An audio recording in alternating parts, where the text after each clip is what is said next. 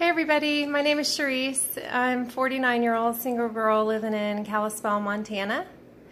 I have been living here since 1995. I came from the Galveston area of Houston, Texas, and the Houston-Galveston area. And I work as a nurse, and I went to Galveston to get my nursing degree, and then I also got my graduate degree down there at UTMB in Galveston. And I wanted to live in the mountains. Everyone's like, why'd you come here? And I said, well, I wanted to live in the mountains because where I'm from, it was really hard to find anywhere to camp. I love to camp and I love to be outdoors and stuff like that. But down there where I'm from, it was really hard to find anywhere outdoors without having to drive like 4 hours. No kidding. So I grew up in the kind of the space area of Clear Lake City was actually where I grew up. My dad was a space flight director for Rockwell, and he trained the astronauts during the first mini shuttle missions when they went from the Apollo to the shuttle. So pretty interesting. He worked in the simulator building and the astronaut building and all of that. So I grew up, driving around NASA and cutting through NASA. Back then you could just cut through. It's a huge property with deer and everything on it. And we would cut through when we were partying from one part of the town to another. We would just cut through NASA because my car had the sticker on it. Of course, you can't do that since 9/11. They've got everything in lockdown. But just a little interesting tidbit about my dad, and he was really good friends with the Challenger crew, which unfortunately, blew up. So really sad day that I remember. Anyway, all that aside, I've been in Montana since '95. I've been divorced nearly 8 years, and I have a 9-year-old boy, and I have older kids. So he's a huge part of my life. Probably the most notable thing about me, I think, is that I became a born-again Christian. And so God is a huge part of my life. Before that, I was an atheist and a pagan, and just lived a really pagan lifestyle that led me astray.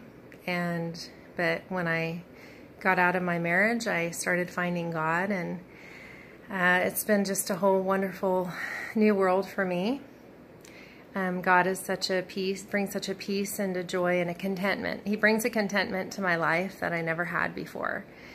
And that was one of the reasons my husband divorced me, was because he said I was never content. But I am content now. And that's all because of God. Let's see. I like to do most of the things other girls like to do, except I don't like to kayak. And I love to swim. I grew up swimming. I love to swim. I like to snorkel. I love going to the lake. I want to get a boat next year. It's totally on my list of things to do. I've always wanted a boat, and I don't have one right now. I have a vintage camper that I'm fixing up, a 1981 22-foot bumper pull, and everything works on it. It's been so much fun for me. I've been making curtains, and I'm going to put an aluminum backsplash in it to really vintage it out. And I've got cute bedding, cute pillows to get all that stuff going on in there. I'll do a video of that sometime. Let's see. Kind of personality-wise, I tested as an INTP, if you guys know anything about Myers-Briggs. And that means I took the official test. So that means I'm an introverted, intuitive, thinking perceiver. So I'm not real extroverted, although my friends always tell me that they're surprised to hear I'm an introvert because I can be very personable and warm and bubbly and outgoing. But I can only do that for periods of time, and then I have to kind of come back and be alone and regroup. And I like a lot of alone and a lot of quiet time. And so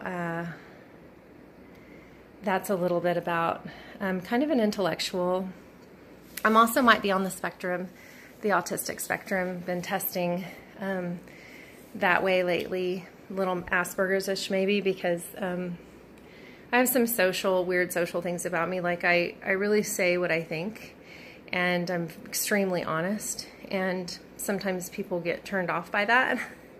And I also have these kind of weird idiosyncratic interests that most people don't have.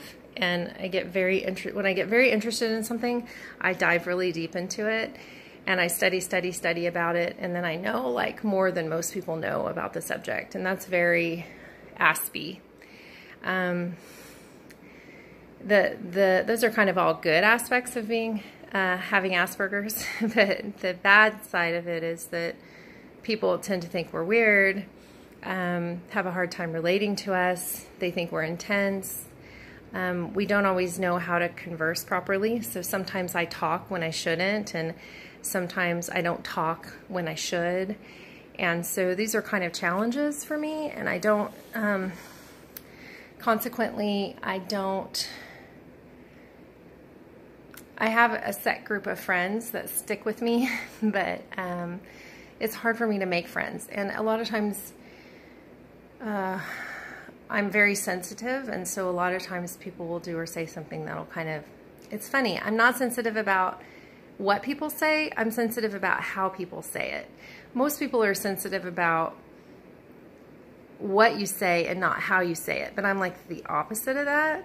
Like, you could tell me anything in truth, and if you said it in a nice, respectful way, I would totally not be offended. That's pretty much how it is with me. I guess that's all I have to share right now. So yeah, I just want to meet someone that wants to go to dinner, wants to go have a drink. I have my boy like 4 nights a week, and on the nights that I don't have him, and even on the nights that I have him, I just want to go do stuff. I'm tired of sitting at home, tired of doing everything alone, and I'm open to walking, biking, riding, going on a boat ride, going to have a drink, going to have dinner, going to a concert. You know, I'm open to anything. And so I don't like to ski, and I'm not really into I don't love concerts. But yeah, I'm just looking to meet some people that maybe just want to go have fun. Okay, thanks for listening. Bye.